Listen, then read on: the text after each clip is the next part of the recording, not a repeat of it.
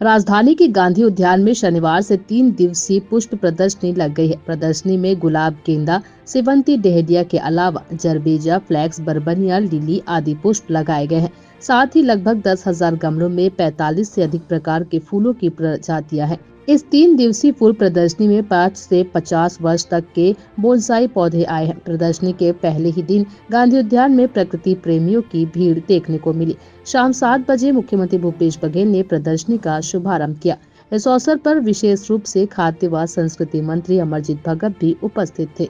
देखिए, ये प्रकृति की एक सोसाइटी है, उसके साथ हम लोग जिंदल स्टील मिलकर एवरी ईयर यहाँ पर ये प्रदर्शनी करते हैं और इसमें प्रयास ये रहता है कि लोगों में जागरूकता बढ़े, उनका प्रेम पौधों की तरफ, फूलों की तरफ, कलर्स, लाइफ के कलर्स इम्प्रूव हो उनके, ये उनका बेसिक एम है हमारा कि बढ़ें। और इसमें हम उनको एजुकेट भी करते हैं, जो लोग सीखना चाहते हैं कि किस तरह से पौधों को लगाएं, किस मौसम में लगाएं। साल भर भी इसके जो हैं कोर्सेज, छोटे छोटे सेमिनार्स हम करते हैं, तो ताकि लगाव रहे और लोग आकर देखें। एक लोगों के लिए सिर्फ आउटिंग नहीं है, ये सीखने के लिए है। एनवायरनमेंट प्रिजर्वेशन, कैसे नेचुरल फॉर्म में हम चीज़ों को, सौंदर्य चीज़ों का बढ़ा सकते हैं, कैसे अच्छा कर सकते हैं। जी, आप कुछ बताना चाहेंगे?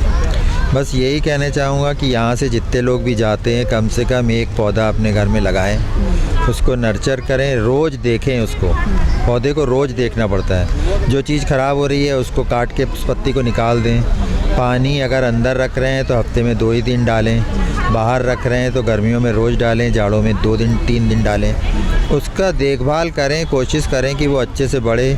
कोई प्रॉब्लम हो तो हम लोगों से डिस्कस करें, हम लोगों ने नंबर सर्कुलेट किए हुए हैं, उनको एजुकेट करेंगे और पौधे ज़्यादा लगाएं, तरह तरह के लगाएं और नेक्स्ट ईयर आके यहाँ पार्टिसिपेट करें कंपटीशन में। तो एवरी ईयर हम कंपटीशन करते हैं, लोगों के घरों में भी जाके हम देखते हैं, पूरी हमारी टीम है, उसकी बेसिस पे प्राइजेस देते हैं, हम अभी परसों देंगे, तो उसमें पार्टिसिपेट करें, ये उद्देश्य है। ये प्रकृति की ओर सोसाइटी पिछले 13 सालों से एक कार्यक्रम कर रही है। पिछले विगत 2 साल कोविड के कारण हम नहीं कर पाए थे, तो हमारा उद्देश्य ही, हमारा नाम ही प्रकृति की सोसाइटी है, मतलब बैक टू नेचर, कि प्रकृति की रक्षा कैसे की जाए। हमारा मेन उद्देश्य वही है। वैसे उसी उद्देश्य को लेके आते हैं, तो उस उद्देश्य को हम एक प्रदर्शनी द्वारा लोगों को आकर्षित करते हैं, ताकि लोगों में एक भावना आए प्रकृति की ओर जाने की। जैसे हमने ये इंडोर प्लांट्स रखे हैं, कट फ्लावर लाए हुए हैं, आपका ये आपने देखा होगा बोनसाई है और ये जिंदल का बहुत बड़ा वो है।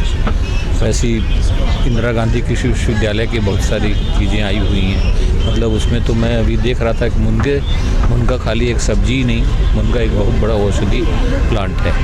तो ये जानकारियाँ मिलती हैं, आम लोगों को उतना मालूम नहीं रहता, खाली एक मुनगा की सब्जी खा के छोड़ देते।